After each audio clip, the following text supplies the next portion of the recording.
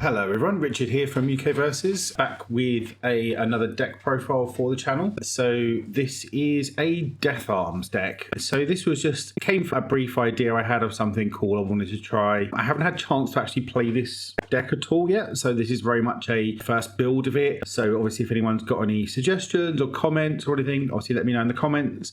And while you're there, click the like and subscribe button. Always nice to have those on the channel, really helps the channel out and just shows your support for us. So yeah, this is a very rough build. Obviously there's a lot of stuff, sort of ones and two of just testing stuff. So there's certainly a lot of refinement you could do with this. But yeah, so basically the idea was start off Duel of the Ackermans, a new card from the new set Origins Power. I'm a big fan of this card, looks really cool. Obviously it's a 5 diff, so working with Death Arms. So, he obviously gives stats to 5 diffs, right? And also he gets to free commit or pseudo free and make sure your opponent has 2 committed foundations going into your turn, right? With his bottom response, which is also quite a nice defensive thing. You either take out their 2 best offensive pieces or take out their 2 best defensive pieces for going into your turn, blow one up, and then all of a sudden they've got 2 committed foundations going into your turn in order for that blitz effect to always have a target, right? So they're either going to blow one up or they're going to lose 3 health. And, Death Arms makes this a 6 high for 6, with this +1/+2 and an echo, right? So you get to do that twice. Pretty good. Obviously, it being a weapon slots right into something like a toga, I think is probably the most first obvious place for this. But the other one, I just wanted to try this out in Death Arms, see how it works. So hopefully I'm going to get tested out soon. So because we're starting our weapon, I figured we'd try some sort of weapon package and go, if you see by the name, Duel to the death, because we're running duels. So the main enabler for this to make sure we've got that momentum even on turn 2 to echo this is Dual Needle Lunge. So really an excellent card on these symbols.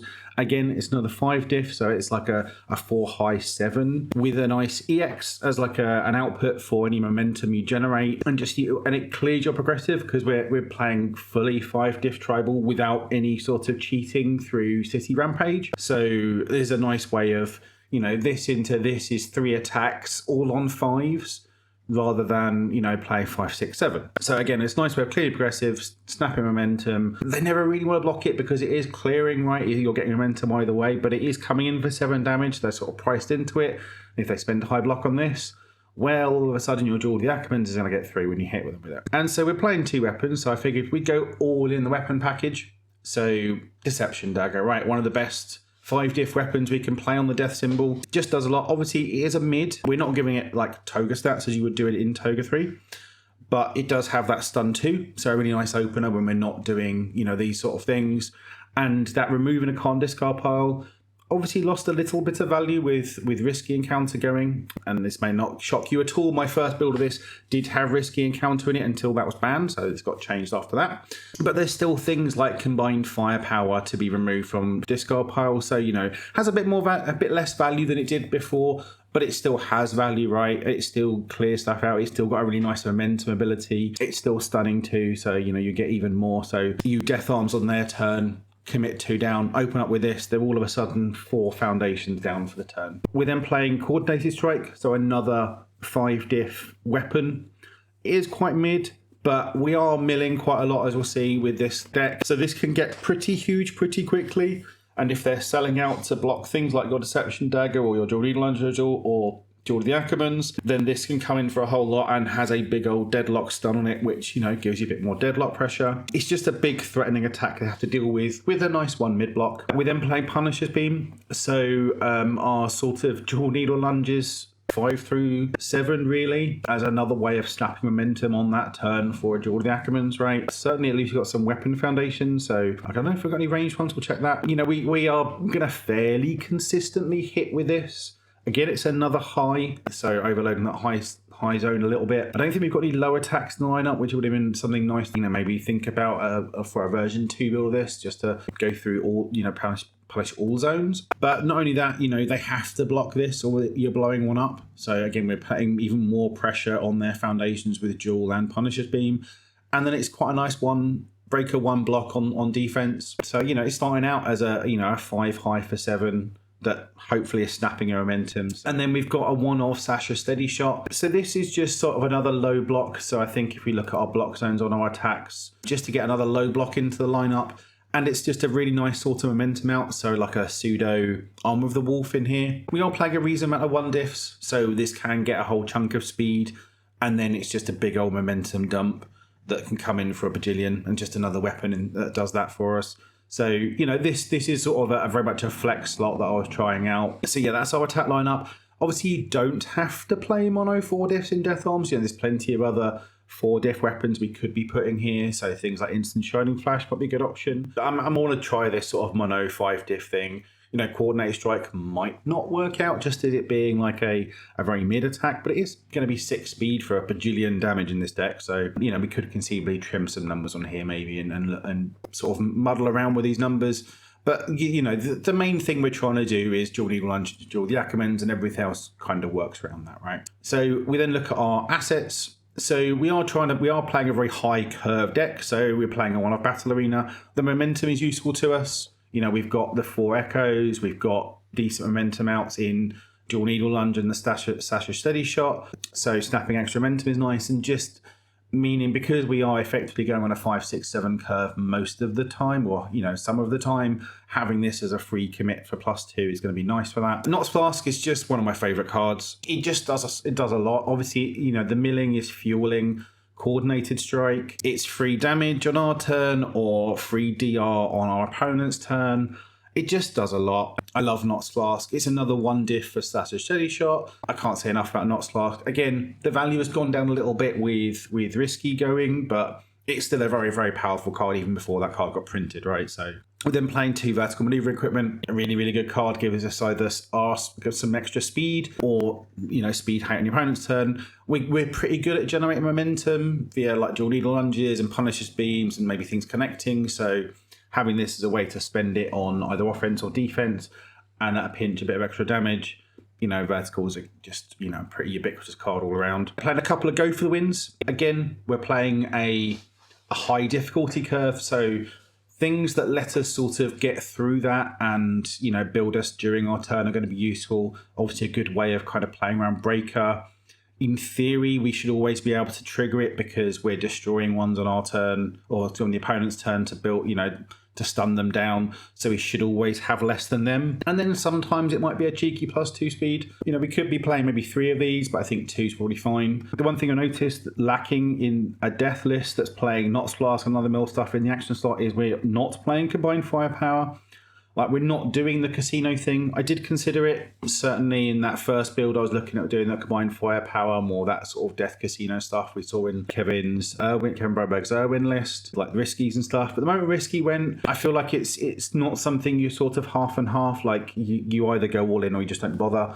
And I decided not to bother with this one, but certainly you could tweak things around amongst the deck to fit in Combined Firepower and that whole kind of casino package. I didn't feel like I was going to be lacking for damage, hence why I didn't sort of put it in there. But again, it might be correct to just run it because it's good, right? We'll look at our foundation lineup. So we're playing 9 zeros. So 3 survive in the final, pretty staple, 0 on the death symbol. 3 Foresight, a card I'm a big fan of, just a way of trying to guarantee our builds. Like, we want to build hard turn 1 in order to have those resources to be able to play maybe 2 or 3 attacks on turn 2, especially with our 5-diff stuff. So having a way of maybe guaranteeing that 5th build on our turn, it's just really nice.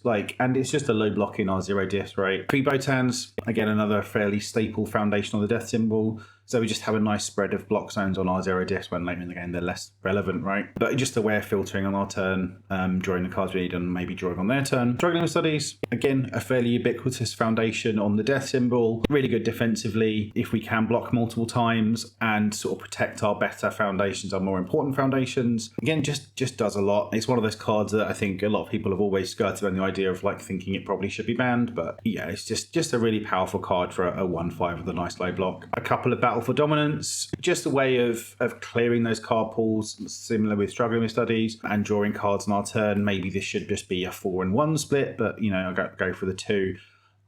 It's possible as a holdover for when I was running the more Combined Firepower stuff as a way of triggering those removes. So maybe this could be something else, but it's probably fine. Horrifying Realization, just a nice way of filtering and making sure we've got the cards we need on our turn to hopefully sort of find the combo, right, of Dual Needle into Duel. It's just a nice 1/5 with a 2 mid that filters us a card. Pushing the limits. This could probably be more, actually. Like, I think maybe put this up to a 3. But again, we always pretty much trigger this card. So, you know, as a 1/5, 3 high, after you sacrifice one more foundation to draw a card, it's always like an effective extra block on our opponent's turn because we can always trigger this during the beginning of the combat phase. We'll also have other ways of triggering this on our turn. Too many? Weapon clash, not really. But like, draw your swords and death maneuvers, so we can trigger it to draw on our turn. So this should probably be more than a 2. But yeah, again, there's a lots of 2s and 1-0s just because we're trying things out, right? But I have hopes for this card in this deck. We've got lots of ways of triggering it, especially we can just trigger it on the face. So yeah, arguably this should probably be higher. Death maneuvers, obviously we're playing a weapon package. Everything's a weapon, so Death Maneuvers is one of those best deadlock out cards. Just destroying a foundation for +1/+1, having the deadlock, and more deadlock pressure, and it's got that really nice 1 high block. This was on my top 10 foundations in Standard. I still sort of stand by that. I think weapon packages are very, very good, and they've got even better, which means Death Maneuvers just gets better as like that greater than some of its parts foundation. It just does a lot. I have sort of split the difference a little bit here. So we're playing a single draw your swords. Again, just a little bit of block zone thing. Deadlock isn't quite as good, but sometimes actually the +1 damage and stun is going to be better than the +1 damage and +1 speed. So slight split the difference there. It is also a weapon card for this one. So again, we can get it with Punisher's Beam for momentum if we ever flip it off that. So I quite like the sort of splitting the difference there with those. Always cool. Again, another sort of death staple of either build us some more resources either during their turn or our turn in order to have more to blow up to stun them down, or a very nice defensive piece. It also has ranged, so again, Punisher's Beam can add it to momentum if we need to. Low block, again, one of those sort of death staples. Weapon clash, another death staple, right? A way of, again, more sort of powering out our build.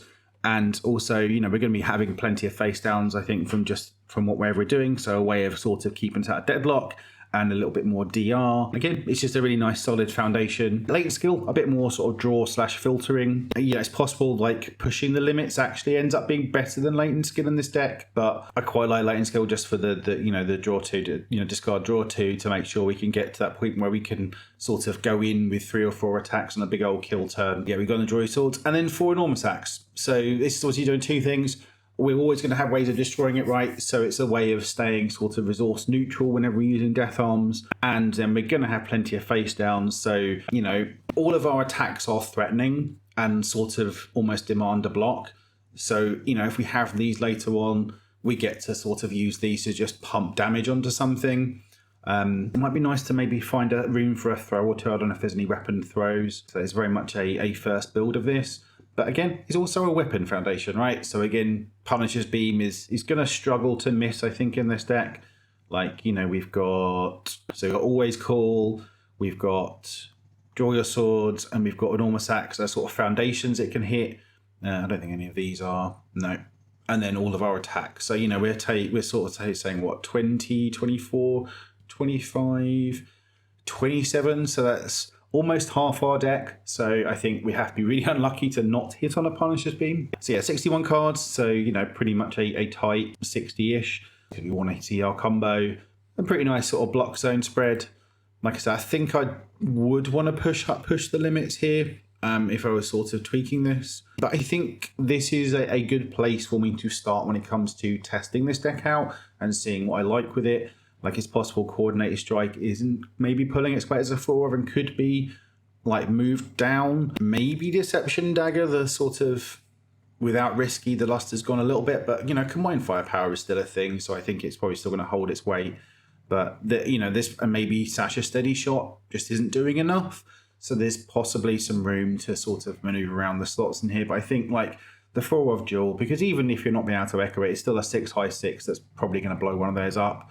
Punisher Beam is really solid, and Dual Needle Lunge I think is just excellent. So I think there's plenty of of room to sort of tweak stuff around. Like Battle for Dominance maybe isn't the best card in this deck. Again, you could play that combined firepower sort of casino package, in which case the lineup here looks a lot different. I think Nox Flask always stays in because, yeah, I think the card's just cracked. But yeah, so for a fun little Death Arms deck that I think should be fun, and I'm really looking forward to trying this out at locals. Just being able to duel Needle Lunge, duel the Ackermans and do the thing. It might not be a good thing, but I'm sure it's going to be fun. So yeah, let me know in the comments, like I say, if you've got any sort of suggestions or ideas of ways of tweaking this deck, or if you've tried out something similar and have some experience with it, let me know. And other than that, like I say, drop us a like, comment, and subscribe. Really helps out the channel. And come along and check us out on twitch.tv/UKversus. We're live at 9 p.m. UK time most Sundays, sometimes on a Tuesday if Sunday doesn't work out. Yeah, come along, join us in chat, and yeah, we'll see you next time.